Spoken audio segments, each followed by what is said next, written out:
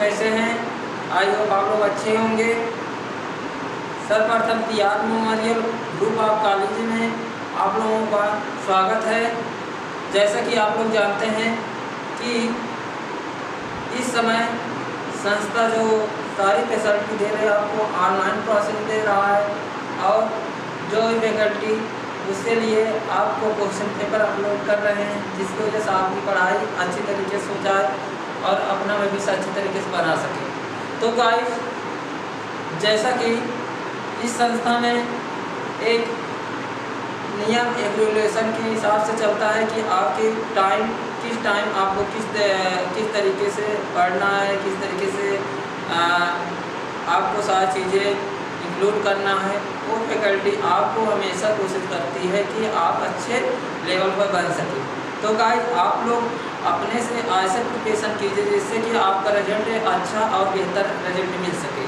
ठीक है गाइस, चलिए अपने टॉपिक पर चलते हैं गाइस। जैसा कि आप लोग जानते हैं कि जो आपको नेक्स्ट टॉपिक पढ़ाए थे, नेक्स्ट लेक्चर पढ़ाए थे कि कुछ हमें आपको बताए थे चेक के बारे में आए कि टाइप्स ऑफ चेक कितने प्रकार चेक होते हैं।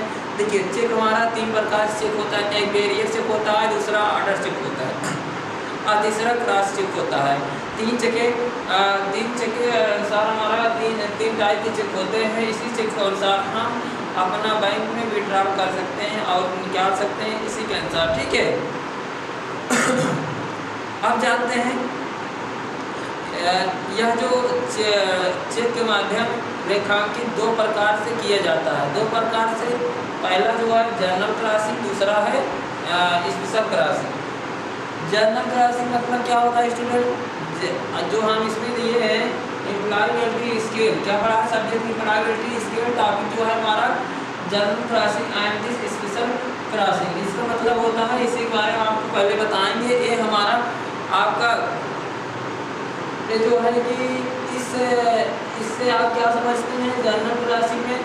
जनरल क्रॉसिंग मतलब ये होता है कि जब किसी चेक के मुख पर केवल 2 तिरछी रेखाएं खींची जाती है या खींची जाए इसी तिरछी रेखाओं के बीच एंड जो अपनी एक कंपनी एंड कंट्रैक्शन अथवा उस नॉट नेगेटिव के द्वारा लिखा जाए वो हमारा क्या कहलाता है? जनरल क्रॉसिंग कहते हैं। और स्पेशल क्रॉसिंग किसे कहते हैं स्टूडेंट? स्पेशल क्रॉसिंग उसे कहते हैं जब समांतर रेखाएं की खींची गई कि समांतर रेखाओं के बीच अगर किसी वर्ण के विशेष का नाम भी लिखा दी जाए तो उसे विशेष रेखांकन कहते हैं, यानी कि स्पेशल क्रॉसिंग कहते हैं। इसका अर्थ यह होता है कि यदि बैंक का नाम रेखाओं के बीच लिखा होता है तो उसी बैंक के माध्यम से भुगतान करना होता है। तो गाइस, आप समझते हैं नेक्स्ट जो है ड्राफ्ट। ड्राफ्ट क्या होता है उसके साथ समझते हैं। देखिए, फर्स्ट पॉइंट हमारा है ड्राफ्ट। अब बताइए स्टूडेंट, आप ड्राफ्ट से मतलब क्या समझते हैं? अगर आपको ड्राफ्ट करना होगा तब क्या करेंगे? ड्राफ्ट करने के लिए जब किसी बैंक के द्वारा ड्राफ्ट किया जाता है उस शाखा के मतलब किसी दूसरे बैंक अथवा एजेंट के नाम पर लिखा हुआ एक विनियमन पत्र होता है, जिसके उपरांत वह उसे बैंक के अपनी शाखा या दूसरे बैंक को एक निश्चित रकम किसी व्यक्ति को या उसकी आज्ञा अनुसार किसी अन्य व्यक्ति को मांगने की आज्ञा देता है। जैसे कि बैंक से ड्राफ्ट की रकम व कमीशन देकर ड्राफ्ट प्राप्त किया जाता है, जैसे किसी अन्य व्यक्ति को मांगने पर देने की आज्ञा देता है और बैंक से ड्राफ्ट की रकम व कमीशन देकर ड्राफ्ट उस लेवल पर जिस लेवल पर उसे प्राप्त किया जा सकता है और सुरक्षा के लिए इसे रेखांकित या क्रांत कहते हैं। इसके अनुसार इस चेक के बाद किया जाता है।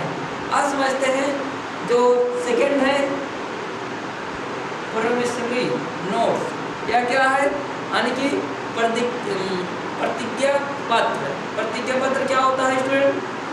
प्रतिज्ञा पत्र वह होता है, जैसे मान लीजिए प्रतिज्ञा पत्र में एक शर्त रहित होता है, जैसे बैंक नोट अथवा करेंसी नोट के अतिरिक्त लिखित पत्र में जिसमें उसका लेखक या देनदार जिसे कहते हैं मेकर एक व्यक्ति विशेष को अपने उसके आदेशानुसार किसी व्यक्ति को अथवा उसके वाहक को मांगने का अथवा एक निश्चित अवधि के पश्चात एक निश्चित राशि चुकाने का वचन देता है। अब प्रतिज्ञा पत्र को प्रोनोट या अथवा प्रॉमिसरी नोट कहते हैं, जिसे प्रोनोट या प्रॉमिसरी नोट कहते भी हैं। प्रतिज्ञा पत्र के प्रकार भी होते हैं, जैसे प्रतिज्ञा पत्र साधारण होता है, साधारण मतलब एक ही व्यक्ति द्वारा दिया जाता है, इसे साधारण प्रतिज्ञा पत्र कहते हैं। अगर कहा जाए स्टूडेंट, अगर कहा जाए कि जो प्रतिज्ञा पत्र होता है इसके माध्यम से हम इसे साधारण पत्र कहते हैं। यदि कभी कभी दो या दो से अधिक व्यक्तियों का या व्यक्ति प्रतिज्ञा पत्र का हस्ताक्षर करते हैं यानी कि साइन करते हैं, उस प्रकार प्रतिज्ञा पत्र दो टाइप्स के पाए जाते हैं। दो टाइप्स कौन कर जाते हैं? देखिए, पहला जो होता है हमारा संयुक्त दायित्व वाला प्रतिज्ञा पत्र होता है। और दूसरा क्या होता है? दूसरा संयुक्त एवं पृथक दायित्व वाला प्रतिज्ञा पत्र होता है। दो टाइप पत्र पाए जाते हैं। अब समझते हैं इन दोनों तरीकों का इस प्रतिज्ञा पत्र के रिलेटेड होता है। अब समझते हैं नेक्स्ट स्टेप हमारा क्या है? Letter of credit. Letter of credit मतलब क्या होता है स्टूडेंट? यानी कि साख पत्र, जिसे कहते हैं letter of credit. Letter of credit मतलब होता है स्टूडेंट विदेश व्यापार यानी कि फॉरेन ट्रेड। फॉरेन ट्रेड में लेटर ऑफ क्रेडिट का उपयोग किया जाता है जबकि मटेरियल का निर्यात अपने भुगतान के निश्चित करने के लिए आदेश, जिसे कहते हैं ऑर्डर प्राप्त करने के लिए समय के आत्यांक उस पर आतिथ्य देश के किसी भी बैंक में उससे पक्ष में लेटर ऑफ क्रेडिट भी मांग सकते हैं। और उसके लेटर ऑफ क्रेडिट के मतलब यह होता है कि एक प्रकार की बैंकर होता है उसके द्वारा दी गई प्रतिज्ञाबद्ध की इस पत्र की शर्तें के अनुरूप निर्यात द्वारा बिल भेजा जाता है। यह तो वह उनका होता है जो जिससे निर्यात को उस बैंक को अपने बिलों का भुगतान पाने के लिए प्रतिज्ञार मिल जाता है, यानी कि प्रतिज्ञार मिल जाता है उसके ऑर्डर देने के लिए। ठीक है गाइज। अब नेक्स्ट समझते हैं सेफ कैश एंड हैंडलिंग। क्या है स्टूडेंट? Safe cash handling. इसका यह होता है अर्थ कि सुरक्षित नकद हस्तांतरण, यानी कि जहां पर नकद राशि रखी जाने वाला क्षेत्र भौतिक रूप से ग्रस्त न हो उसे लाभ अधिकृत व्यक्ति ही प्रवेश करे।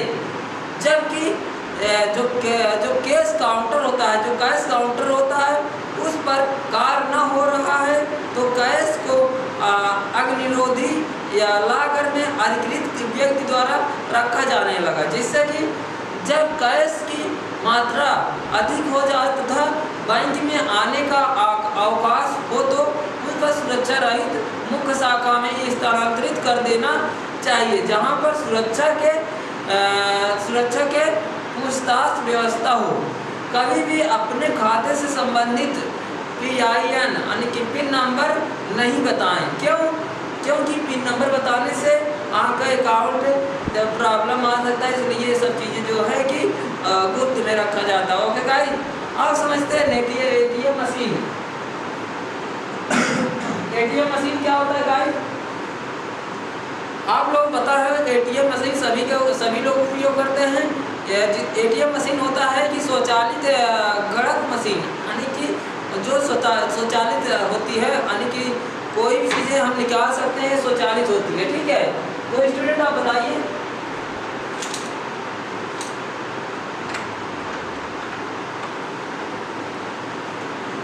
ATM मतलब क्या होता है?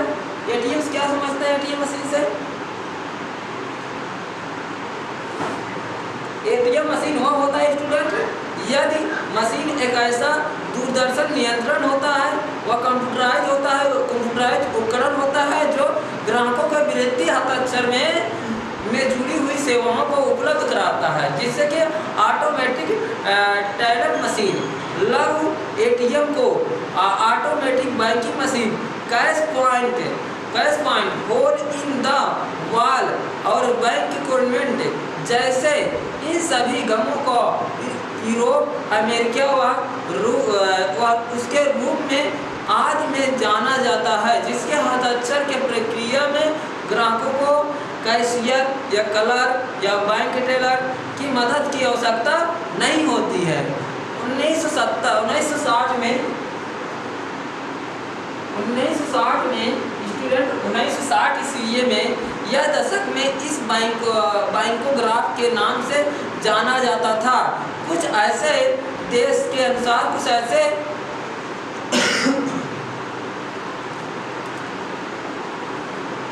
कुछ ऐसे जो है ऐसे देशों के अनुसार या ऐसे दावे के अनुसार सबसे पहले प्रायोगिक तौर पर 1961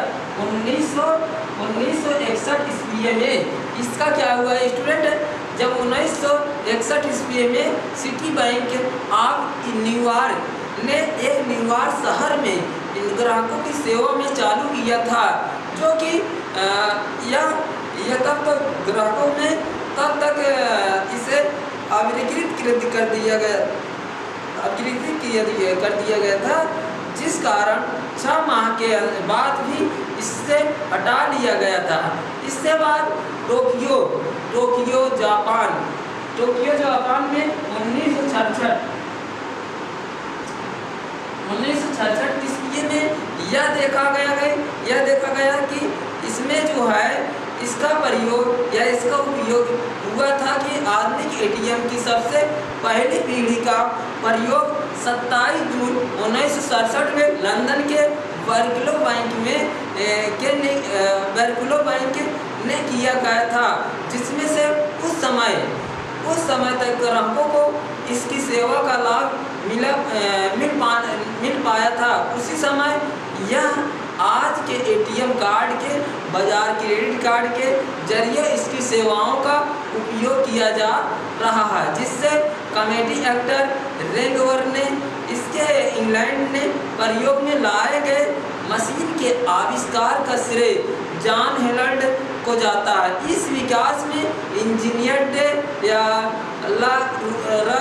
रूई का भी नाम इसमें रखा गया, जिसमें इनका भी बहुत महत्वपूर्ण योगदान था।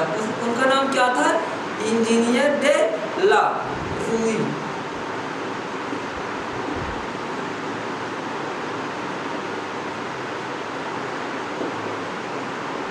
ठीक है, अगर आपके स्टूडेंट क्वेश्चन पूछा गया कि जो है कि एटीएम मशीन का जो है कि इन जो आविष्कार किए उनका क्या नाम था, तो आपको जानना जरूरी है और आपको जानकारी रहनी चाहिए। अगर जानकारी नहीं रहती है तो दिक्कत हो जाती है स्टूडेंट, इसलिए आपको ये सब चीज़ जानकारी रहना अति आवश्यक है। देखिए जो है एटीएम का आविष्कार एक ऐसे वैज्ञानिक जो सर जॉन हेपर्ड, जिसका नाम था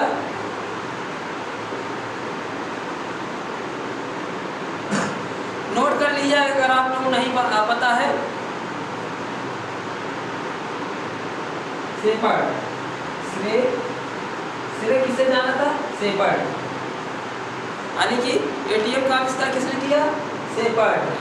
ठीक, इन्होंने यह कहा था कि इसका जो है कि आविष्कार किया था और इसका विकास इंजीनियर डे ला रूई का भी बहुत योगदान था।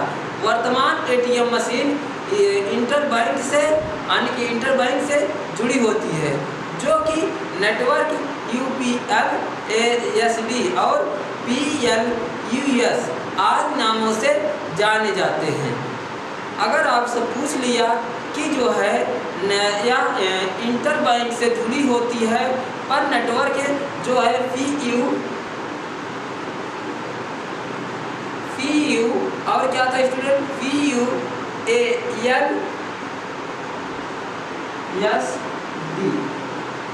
इस नाम से भी जाना जाता था। ओके गाइस,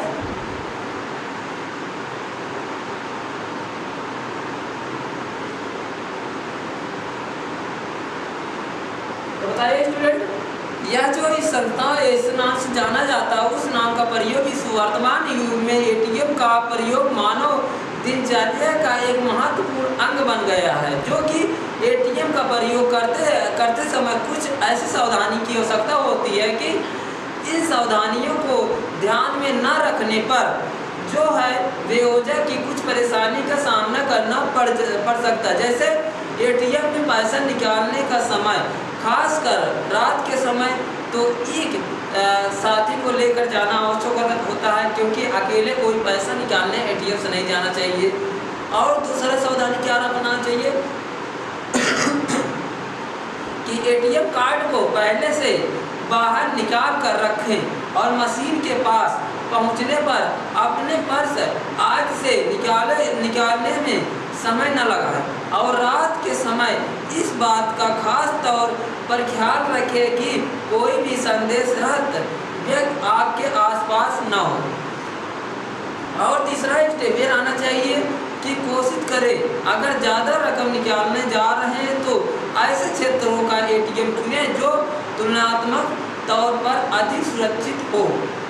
और एटीएम का प्रयोग करते समय ध्यान रखें कि कोई भी आपका पिन नंबर न देख पाए। आपको साथ एटीएम केबिन में अनजाना व्यक्ति मौजूद नहीं होना चाहिए। अपने शरीर के एटीएम की फेट को कवर रखें।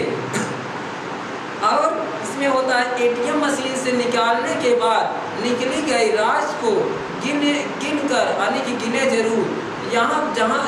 यह भी ध्यान रखें कि ऐसे समय की किसी भी निगाह उस पर ना पड़े। और क्या रहना चाहिए, और क्या सावधानी रखनी चाहिए, जैसे मशीन के प्राप्त रसीद को अपने पास जरूर रखें और इसका मिलान अपने बैंक स्टेटमेंट में अवश्य करें। अगर कोई भी समस्या हो तो संबंधित बैंक से संपर्क करें। उसके बाद पिन नंबर को याद रखें। अगर याद नहीं हो पाता है तो उसे ऐसी जगह लिख रखें जहां सिर्फ आपकी खुद पहुंच हो। और एटीएम का प्रयोग करते समय इसका बेहद सावधानी रखें या प्रयोग करें कि ऐसे मशीन का आसपास रखा न हो। और नेक्स्ट स्टेप में रहना चाहिए स्टूडेंट कि अपने फ़ोन नंबर या घर के पता या नाम का हस्ताक्षर या संकेतकार आदि पर अपना पिन नंबर न रखें। पिन नंबर डालते समय कीपैड को अपने दूसरे हाथ से छुपाए रखें। क्यों?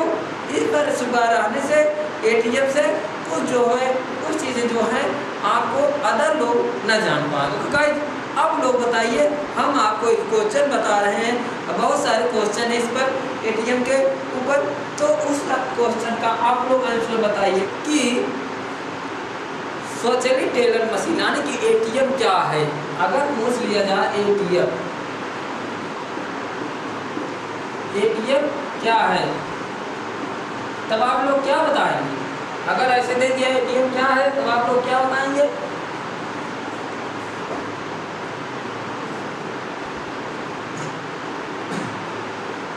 देखिए स्टूडेंट, क्वेश्चन फर्स्ट, एटीएम क्या है?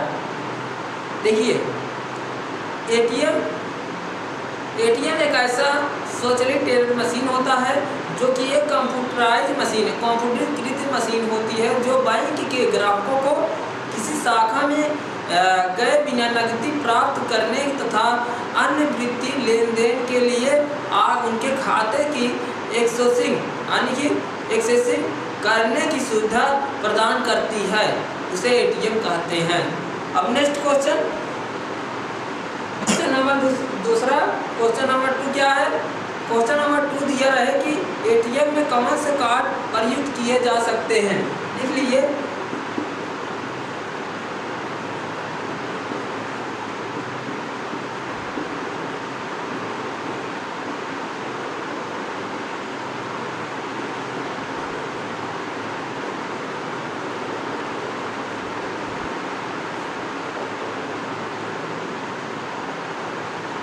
बताइएगा, एटीएम में कौन से कार्ड प्रयुक्त किए जा सकते हैं? एटीएम में कौन से कार्ड प्रयुक्त किए जा सकते हैं? तो गाइज आप लोग पता होगा कि एटीएम पर विभिन्न लेन देन के लिए एटीएम कार्ड, क्रेडिट और credit card, ATM card, debit card और क्रेडिट कार्ड और प्रीपेड कार्ड जो कि नकद होता है जिसका उपयोग किया जाता है। ओके गाइस, आई होप आप लोग मालूम हो गया होगा। अब नेक्स्ट क्वेश्चन पढ़ते हैं। क्वेश्चन नंबर तीसरा ये है स्टूडेंट, क्वेश्चन नंबर थर्ड ये है कि एटीएम में कौन सी सेवाएं और सुविधाएं उपलब्ध होती है। एटीएम में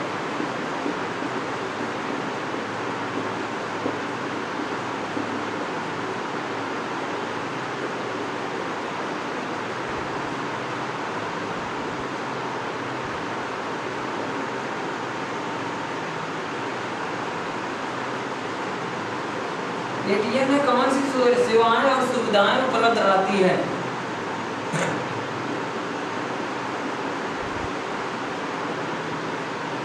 खास तौर देखिए, एटीएम में नकद वितरण के अलावा एटीएम पर कई सेवाएं एवं सुविधाएं उपलब्ध रहती हैं। जैसे उदाहरण लिए आपको बता दी जाए, उदाहरण लिए नोट कर लीजिए।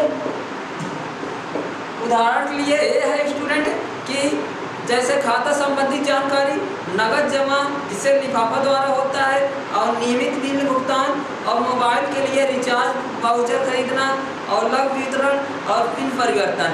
इस तरीके से हमारा एटीएम में विभिन्न सेवाएं और सुविधाएं उपलब्ध रहती है आमतौर पर। ओके गाइस, अब आप बताइए और क्या होता है। और इस कार्ड के किसी भी अन्य बैंक के एटीएम का प्रयोग किया जाता है। जैसे ग्राहक केवल नकदी एवं विशेष संबंधित का पूछताछ प्राप्त करने के लिए, लेन देन के लिए करते हैं। तो स्टूडेंट इसी तरीके जो है हमारा दिया है एटीएम में कौन कौन सी सुविधाएं का प्रयोग किया जाता है, इस तरह के सुविधा का प्रयोग किया जाता है। तो गाइस, अब नेक्स्ट क्वेश्चन ये है कि एटीएम पर लेन देन क्या किया जाता है। क्वेश्चन नंबर 4, एटीएम नोट कर लीजिए जो कि बहुत इंपॉर्टेंट है। एटीएम पर लेन देन, देखिए एटीएम पर लेन देन, एटीएम पर कब लेन देन होता है, जब एटीएम में लेन देन के लिए ग्राहक को अपना कार्ड एटीएम मशीन से डालकर या स्वाइप करके अपनी व्यक्तिगत पहचान संख्या या पिन दर्ज करता है, तभी हमारा क्या है एटीएम में लेन देन प्राप्त किया जा सकता है। तो गाइस, अब 5 क्वेश्चन नंबर 5, क्वेश्चन नंबर 5 ये है कि क्या एक कार्ड देश में किसी भी बैंक के एटीएम में प्रयुक्त किया जा सकता है। लिखिए, क्या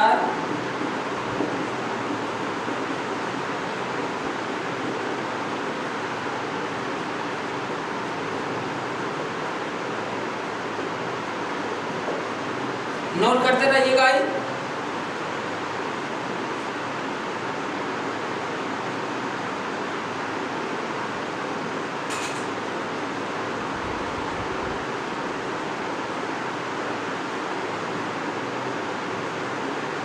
ओके गाइस, इन्होंने क्या क्वेश्चन में ये बताए हैं कि क्वेश्चन में ये बताया गया है कि क्या एक कार्ड किसी भी बैंक में एटीएम में प्रयुक्त किया जा सकता है।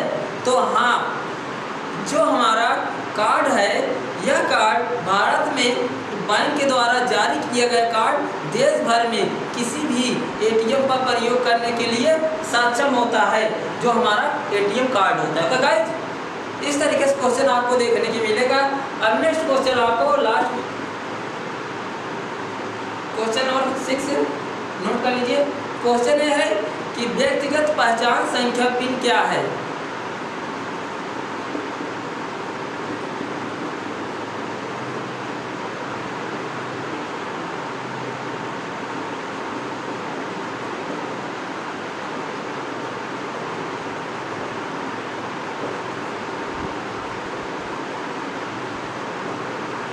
व्यक्तिगत पहचान की संख्या क्या है। तो स्टूडेंट, आप लोग मालूम है कि जो हमारा पिन अंकों का एक पासवर्ड होता है जिसकी उपयोग से एटीएम में किए जाते हैं, जो बैंक ग्राहक के पास कार्ड जारी करते समय अलग से पिन डाक से भेजा जाता है। उन्हें सौंपा ये जाता है कि अधिकांश बैंक ग्राहकों से कहते हैं कि पहली बार प्रयोग के बाद अपना पिन बदल लें। जिसकी वजह से इसलिए कि अदर कोई आपका वो पिन नंबर ना जान पाए, और कार्ड या कवर या पाउच आदि पर पिन नंबर नहीं लिखना चाहिए, जिसकी वजह से प्रॉब्लम खड़ी हो सकती है। इसलिए क्योंकि इससे चोरी हो जाने पर उसका दुरुपयोग किया जा सकता है। इसलिए आपको सचेत रहना है कि ऐसा पिन नंबर आपको दूसरे से बताना नहीं है, न दूसरे को किसी जगह ऐसी जगह लिखना है दूसरा कोई जान ना पाए। ठीक है गाइस, तो आज तक के हम आप लोगों को टॉपिक यहीं तक बता दिए हैं। आप कल के लिए नेक्स्ट टॉपिक और क्वेश्चन लेकर आएंगे स्टूडेंट। ओके गाइस, तो सही, थैंक यू सो मच।